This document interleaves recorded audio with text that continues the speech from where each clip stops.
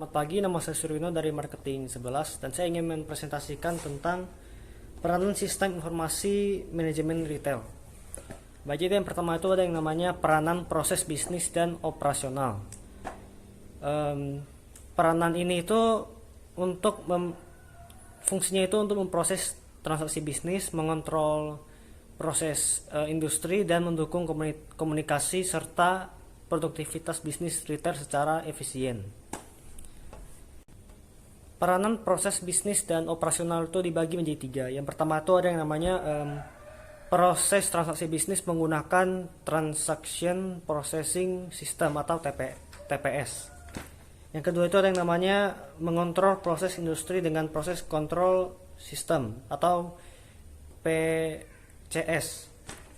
Yang ketiga itu ada yang namanya berkomunikasi melalui Office Automation System atau OAS. Baik, jadi saya akan menjelaskan yang A dulu. Yang pertama itu ada memproses transaksi bisnis menggunakan Transaction Processing System atau TPS. Jadi dalam pengolahan data, TPS itu awalnya itu menggunakan sistem informasi manual dengan bantuan mesin. Lalu berkembang menjadi sistem proses data elektronik yang dinamakan Electronic Data Processing System. TPS ini mencatat dan memproses data hasil dari transaksi bisnis. Transaksi bisnis seperti penjualan, pembelian, dan perubahan persediaan atau inventory. Terus TPS itu menghasilkan berbagai informasi produk untuk menggunakan internal maupun eksternal. Contohnya itu ada TPS merupakan pernyataan konsumen, cek gaji karyawan, order pembelian, sama rekening keuangan gitu. Dan yang kedua itu ada yang namanya mengontrol proses industri dengan proses control system. Jadi dalam pengendalian produksi, PCS itu berperan untuk mengatur proses produksi.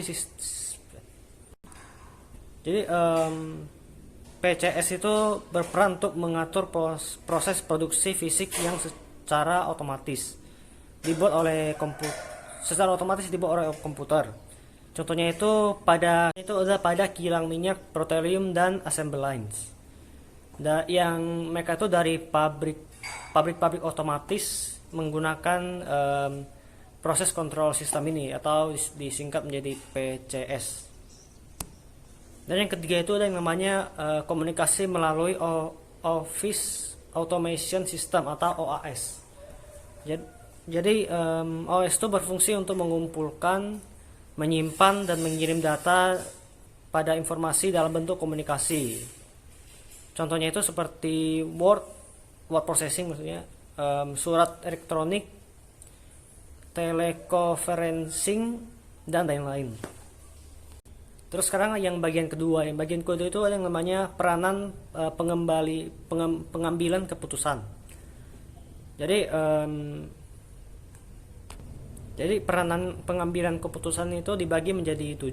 Yang pertama itu ada yang namanya Information Reporting System. Jadi maksudnya itu yang dibutuhkan yang dibutuhkan dalam laporan spesifikasi dan rencana awal pada manajer.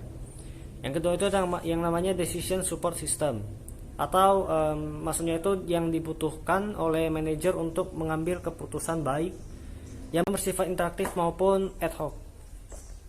Dan yang ketiga itu namanya Executive Information System atau maksudnya itu dibutuhkan untuk manajemen teratas untuk menentukan strategi pengembangan perusahaan. Yang keempat itu ada yang namanya Knowledge Based Information System. Jadi maksudnya itu untuk mengambil keputusan manajerial dari para pakar. Terus yang kelima itu ada yang namanya Terus yang kelima itu yang namanya End User Computing System atau maksudnya itu sistem informasi berbasis komputer yang secara langsung mendukung aplikasi operasional dan manajerial dengan menggunakan metode yang dilakukan oleh pemakainya sendiri. Oke, terus yang keenam itu yang namanya business function information system, atau maksudnya itu untuk menentukan aplikasi operasional dan manajerial. Terus yang ketujuh itu yang namanya strategi information system, atau maksudnya itu sebagai dasar dalam menentukan produk dan layanan jasa yang dapat bersaing dan menghasilkan keuntungan. Baik, jadi segitu saja presentasi saya. Jika saya ada salah kata mohon dimaafkan. Terima kasih.